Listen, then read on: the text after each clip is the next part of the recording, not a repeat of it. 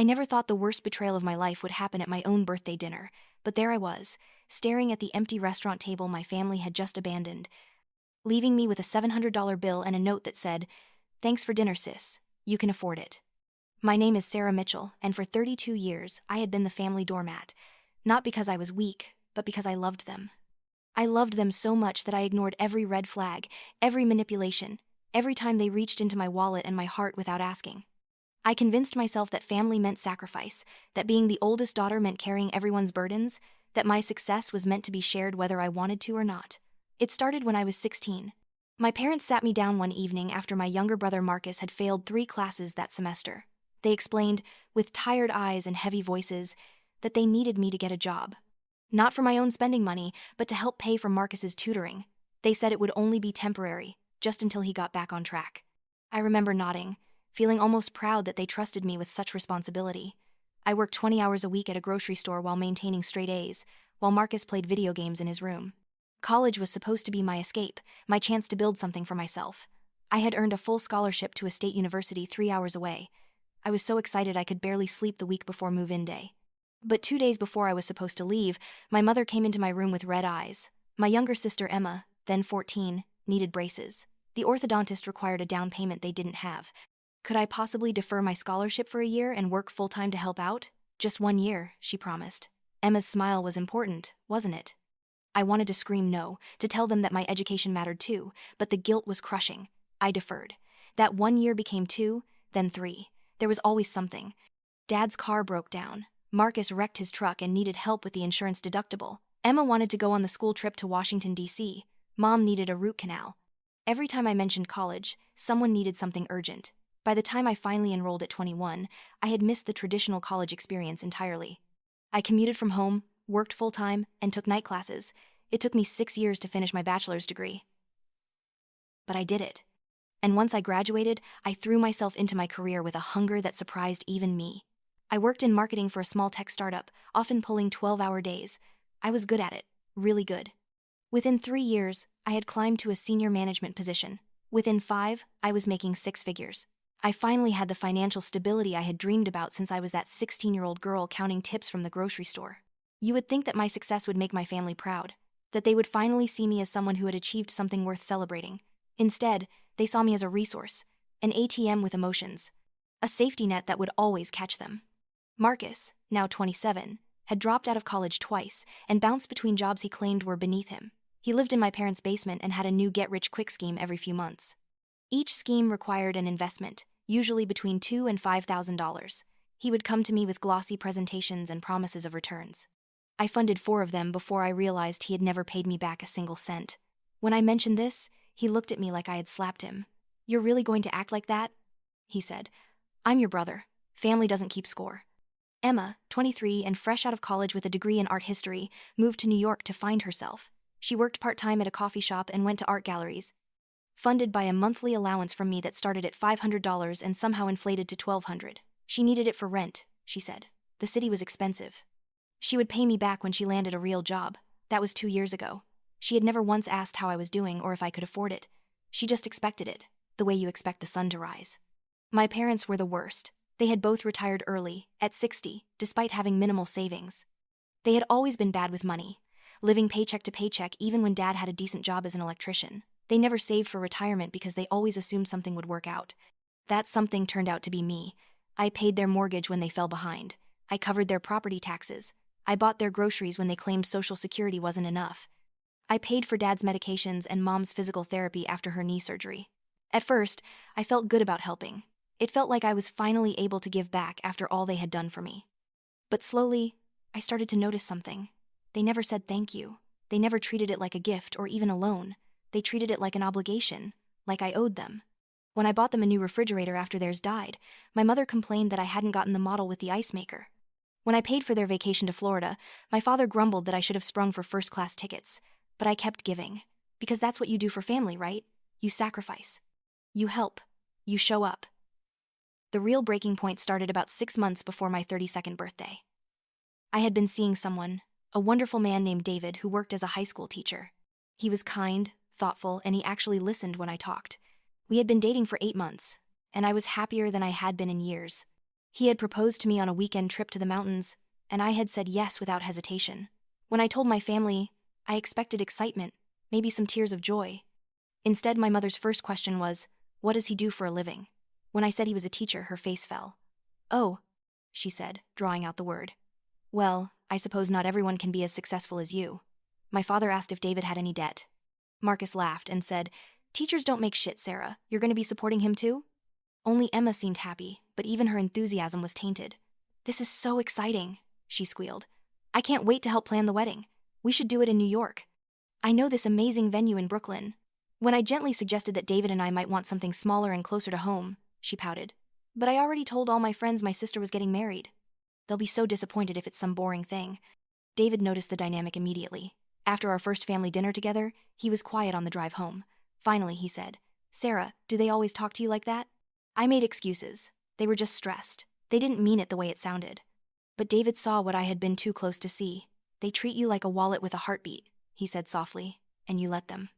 His words stung because they were true, but I wasn't ready to face it yet. The weeks leading up to my birthday were chaotic.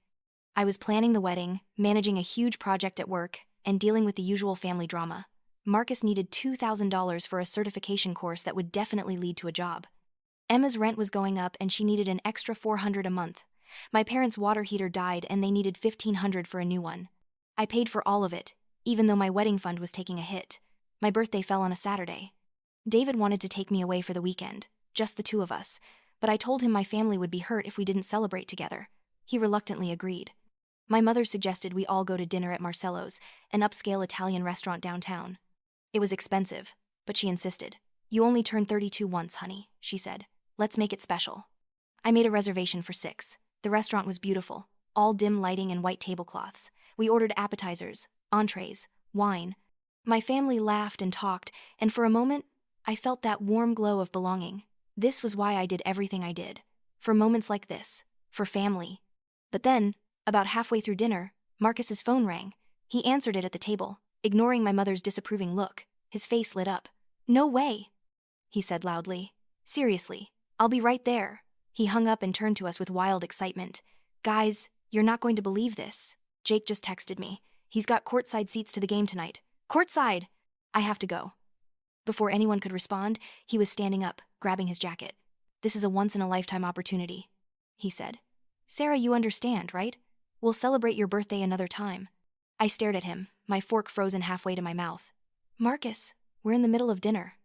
He waved his hand dismissively. "Yeah, but it's just dinner. The game starts in an hour. I gotta go." He looked at my parents. "Mom, Dad, you coming?" My father was already reaching for his jacket. "Courtside seats? Hell yeah." My mother hesitated, glancing at me. For a second, I thought she might stay. But then, Emma spoke up. "Actually, if everyone's leaving, I should probably go too. I have an early yoga class tomorrow and I need to drive back to the city tonight." She didn't mention that her yoga class wasn't until noon or that the city was only 40 minutes away. I looked at David, who was staring at my family with barely concealed disgust. "Wait," I said, my voice cracking. "It's my birthday dinner. We haven't even had cake yet." Marcus was already walking away. "We'll do cake another time, sis. Love you." My parents stood up. My mother kissed the top of my head. "We'll make it up to you, sweetie. You know how your father loves basketball." My father was already following Marcus toward the door. Emma gave me a quick hug. "Sorry, Sarah, but you get it, right? Happy birthday." And then she was gone too. I sat there in stunned silence, watching my entire family walk out of the restaurant without a backward glance. The waiter appeared with the check, placing it carefully on the table. $734. I stared at it, then at the 4 empty seats, then at David, who was looking at me with such sadness in his eyes. "Sarah," he said quietly. I held up my hand. I couldn't speak yet. If I spoke, I would cry. And if I cried, I might never stop. I pulled out my credit card with shaking hands and paid the bill. Left a generous tip because none of this was the waiter's fault. We walked out to the parking lot in silence. That's when I saw it. A folded piece of paper tucked under my windshield wiper.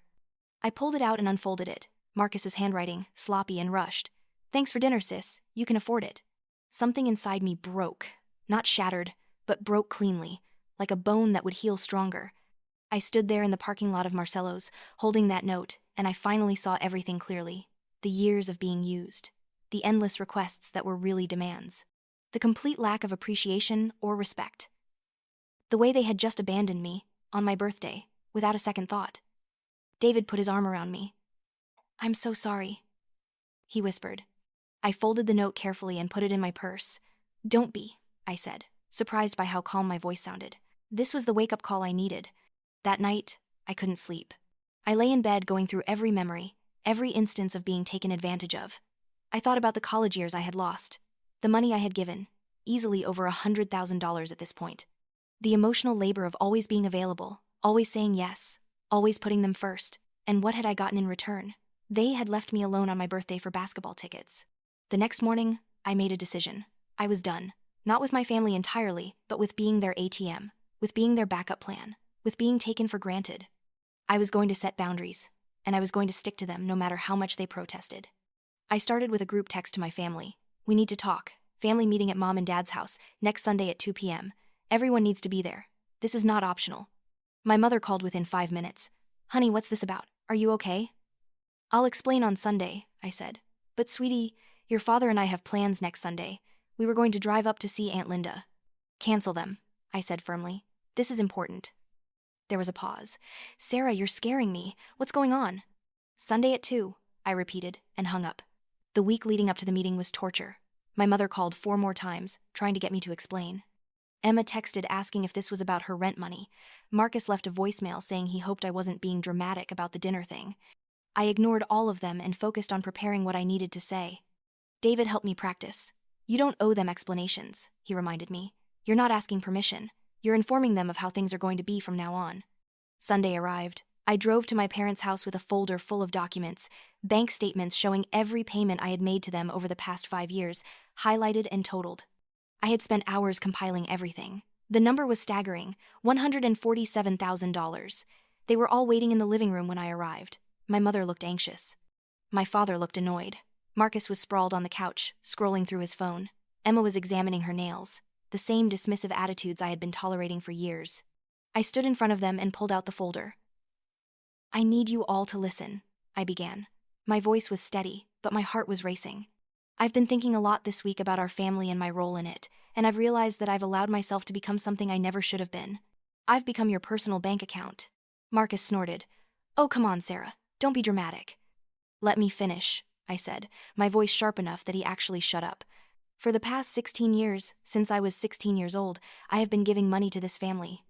I worked through high school to pay for Marcus's tutoring. I delayed college for 3 years to pay for Emma's braces and various family emergencies. I've paid your mortgage, Dad. I've covered your medical bills, Mom. I've funded Marcus's failed business ventures and Emma's New York lifestyle." I opened the folder and pulled out the highlighted statements. "In the past 5 years alone, I have given this family $147,000. That doesn't include the earlier years. That's just what I could document from my bank records." My mother gasped. My father's face turned red. Emma looked shocked. Marcus finally put down his phone. "And last Saturday," I continued, my voice getting stronger, "on my birthday, you all left me alone at dinner to go to a basketball game. You stuck me with a $700 check and a note that said I could afford it. And you know what? That was the moment I realized something. You don't see me as a daughter or a sister. You see me as a resource, as someone who exists to make your lives easier." "Sarah, that's not fair," my mother said, tears in her eyes. "We love you." "Do you?" I asked quietly. "Because love isn't just a word. It's action. It's respect. It's consideration. And I haven't felt any of those things from any of you in a very long time. When was the last time any of you asked how I was doing? When was the last time you took an interest in my life that didn't involve what I could do for you?" Silence. "Exactly," I said. "So here's what's going to change. Effective immediately. I'm no longer giving money to this family. No more loans. No more bailouts. No more monthly allowances. You're all adults. You need to figure out your own finances." "But Sarah," Emma said, her voice rising in panic, "I need that money for rent. I can't afford my apartment without it." "Then you need to get a better job or find a cheaper apartment," I said. "That's not my problem anymore." "This is ridiculous," Marcus said, standing up. "We're family. Family helps each other." "You're right," I said. "Family does help each other, which is why I'm confused about why the help has only gone in one direction for 16 years. When have any of you helped me? When have you sacrificed for me?" No one had an answer. My father finally spoke, his voice gruff. "We raised you. We put a roof over your head and food on the table. Don't act like you don't owe us anything." "You're right, you raised me," I said. "That was your job as parents, and I'm grateful for it, but I've paid that debt many times over." I've given up my own dreams, my own money, my own peace of mind for years, and I'm done. My mother was crying now. Sarah, please, don't do this, don't tear this family apart. I'm not tearing it apart, I said, feeling tears prick my own eyes. I'm just refusing to be torn apart anymore. I love you all. I do. But I can't keep living like this. I have my own life to live. I'm getting married in 6 months. David and I want to buy a house. We want to start our own family. And I can't do any of that if I'm constantly draining my savings to support all of you. So that's it? Marcus said bitterly. You get a rich boyfriend and suddenly you're too good for us? David's a teacher, I said quietly. He makes $48,000 a year. He's not rich. But he's the first person in my life who has loved me without expecting anything in return, who sees me as more than a wallet. And yes, I choose him. I choose my future with him over continuing to fund your irresponsibility. I put the folder back in my bag. I'm not cutting you out of my life, I said. But things are going to be different. If you want to see me, if you want to be part of my life, it's going to be because you value me as a person, not because of what I can give you. I turned to leave, but my father's voice stopped me. If you walk out that door, don't expect us to come to your wedding. I turned back to look at him. Then don't come, I said, surprised by how much it hurt to say but also how freeing it felt. I'd rather have an empty seat than people who are only there because they think I might give them something. I walked out. I got in my car. I drove away. And then, parked at a gas station 2 miles down the road, I finally let myself cry.